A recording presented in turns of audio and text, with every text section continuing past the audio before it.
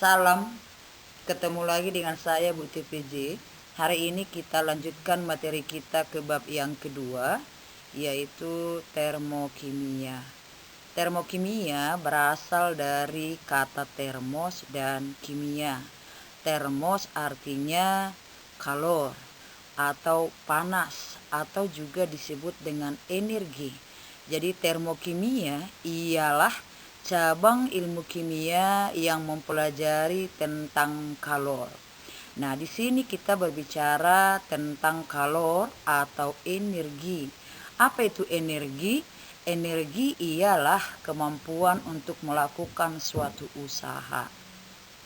Energi itu tidak dapat diciptakan dan tidak dapat dimusnahkan.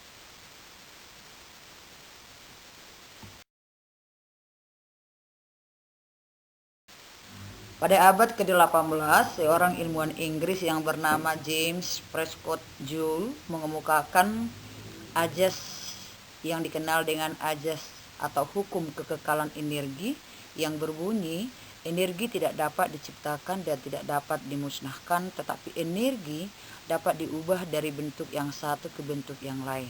Nah, energi itu banyak jenisnya, diantaranya ada energi potensial, energi kinetik, energi listrik, energi panas, energi cahaya, dan lain sebagainya. Nah, tadi dikatakan energi itu dapat diubah dari bentuk yang satu ke bentuk yang lainnya. Misalnya dalam kehidupan sehari-hari, perubahan energi listrik menjadi energi cahaya itu pada lampu. Kemudian contoh yang kedua, perubahan energi listrik menjadi energi bunyi itu misalnya pada bel ya. Kemudian yang ketiga, perubahan energi listrik menjadi energi gerak itu ada pada kipas angin dan lain sebagainya.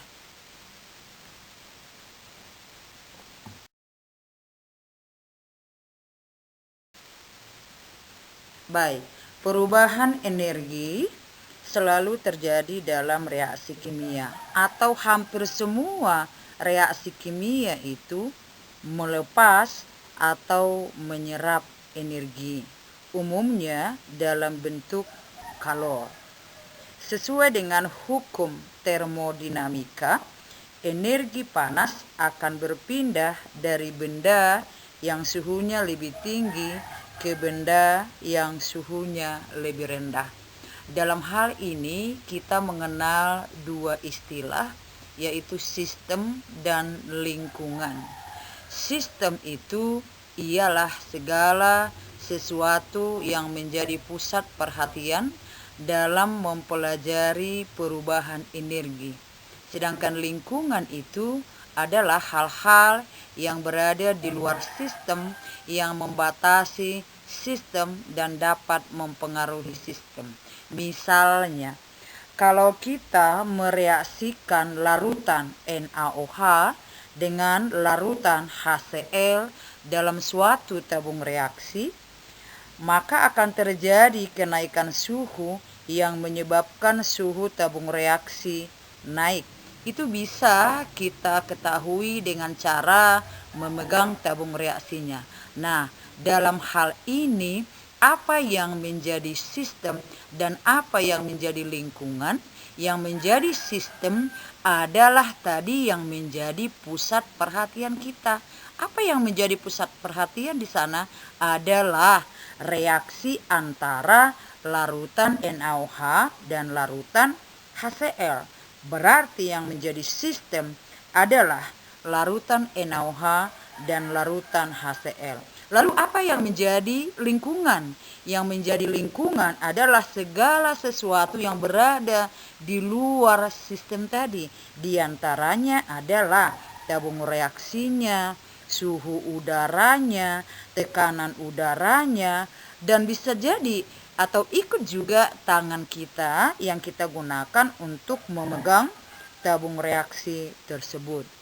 Nah, berdasarkan interaksinya dengan lingkungan, sistem dibedakan menjadi 3 bagian, yaitu sistem terbuka, sistem tertutup, dan sistem terisolasi. Sistem terbuka ialah sistem yang memungkinkan terjadinya pertukaran kalor dan materi di antara lingkungan dan sistem. Contohnya, kalau percobaan kita tadi kita mereaksikan larutan NaOH dengan larutan HCl dalam tabung reaksi terbuka. Nah, kalau kita reaksikan NaOH dengan HCl, itu akan menghasilkan MgCl2 larutan atau aki dan H2 gas. Nah, kalau dia kita buat dalam sistem terbuka tadi, apa tadi itu pengertian sistem terbuka? Berarti H2 gas yang dihasilkan dari reaksi NaOH dan HCl itu akan berpindah ke lingkungan. Artinya keluar dari tabung reaksi itu ke lingkungan atau ke luar tabung reaksi. Itu ya. Kemudian sistem tertutup ialah sistem yang diantara sistem dan lingkungannya dapat terjadi pertukaran kalor tetapi tidak terjadi pertukaran materi. Contohnya, kalau dalam mereaksikan larutan NaOH dan HCl tadi kita lakukan dalam tabung reaksi yang tertutup, maka ya gas H2 yang dihasilkan dari reaksi NaOH dengan HCl tersebut tidak berpindah dari dalam tabung reaksi atau katakanlah sistem keluar atau ke lingkungan. Tetapi kalau suhunya atau kalornya itu berpindah, itu dibuktikan kalau kita meraba atau memegang tabung reaksinya, suhunya akan menjadi naik atau terasa panas. Lalu yang ketiga, sistem terisolasi. Apa itu sistem terisolasi? Sistem terisolasi ialah sistem yang tidak memungkinkan terjadinya pertukaran kalor dan materi di antara sistem dan lingkungan. Contohnya nakku, termos yang ada di rumah.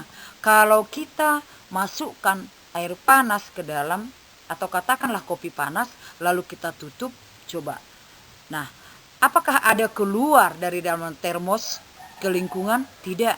Bagaimana dengan panasnya? Coba kamu pegang termosnya, terasa panas enggak? Tidak. Kenapa seperti itu? Karena di dalam termos itu ada penyekatnya. Itulah yang mengakibatkan sistem itu kita katakan terisolasi. Atau contoh lain, kalau kita mereaksikan logam magnesium dengan asam klorida encer, kita lakukan dalam wadah atau satu tempat yang tertutup rapat atau terisolasi, misalnya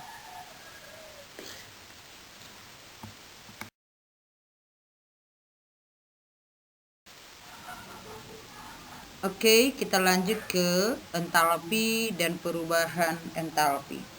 Jika sebatang kayu kita bakar, energi kimia yang dimiliki kayu akan diubah menjadi energi kalor. Berapakah jumlah energi kalor yang dihasilkan dari pembakaran kayu tersebut? Jumlah total energi kalor yang terkandung dalam suatu materi disebut entalpi yang disimbolkan dengan H besar. Istilah entalpi berasal dari bahasa Jerman yang artinya kandungan. Sehingga entalpi bisa juga didefinisikan sebagai kandungan kalor suatu zat. Entalpi suatu zat tidak berubah atau akan tetap selama tidak ada energi yang masuk atau keluar. Entalpi suatu zat tidak dapat diukur, tetapi perubahan entalpinya dapat diukur. Perubahan entalpi disimbolkan dengan delta H, yaitu perubahan kalor yang terjadi dalam suatu reaksi kimia pada tekanan tetap. Perubahan entalpi dapat kita tentukan melalui rumus delta H sama dengan H produk kurang H reaktan atau entalpi produk kurang entalpi reaktan. Ingat kembali dalam persamaan reaksi yang menjadi produk adalah zat-zat yang berada di sebelah kanan tanda panah, sedangkan yang berperan sebagai reaktan adalah zat-zat yang berada di sebelah kiri tanda panah. Misalnya, kalau kita tuliskan persamaan reaksi dari peristiwa es mencair. Es mencair berarti terjadi perubahan wujud dari padat menjadi cair. Maka persamaan reaksinya kita tulis H2O solid menjadi atau tanda panah H2O liquid. Maka di situ yang menjadi produk adalah H2O liquid, sedangkan yang menjadi reaktan adalah H2O solid. Sehingga kita rumuskanlah bahwa delta H sama dengan H produk kurang H reaktan. Berarti delta H-nya sama dengan entalpi atau H2O liquid kurang entalpi atau H2O gas.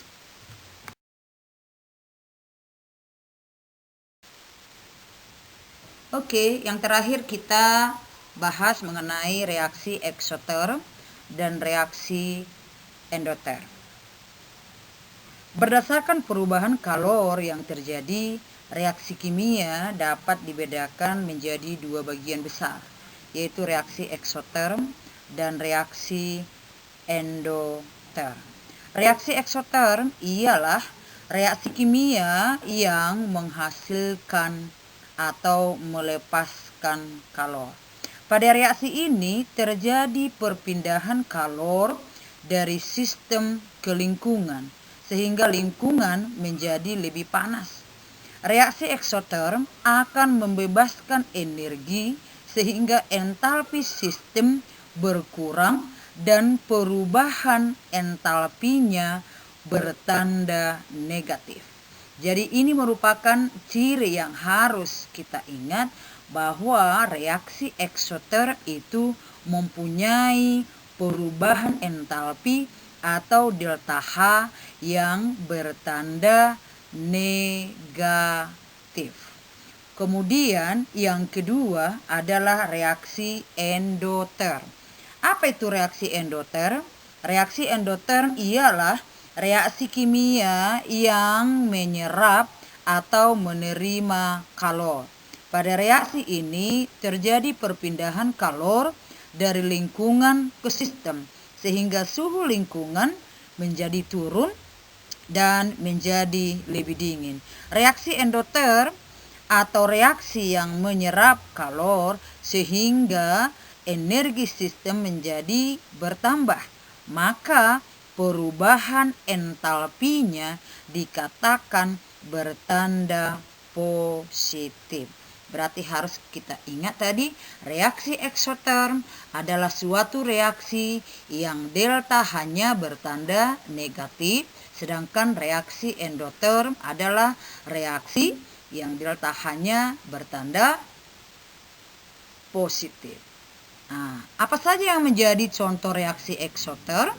Contoh reaksi eksoterm misalnya reaksi antara kapur tohor dengan air, kemudian pembakaran kayu, ledakan bom, kemudian kembang api, atau contoh yang lain misalnya coba kamu ambil deterjen atau rinso, kemudian taruh di telapak tangan, kemudian tambahkan air, apa yang kamu rasakan?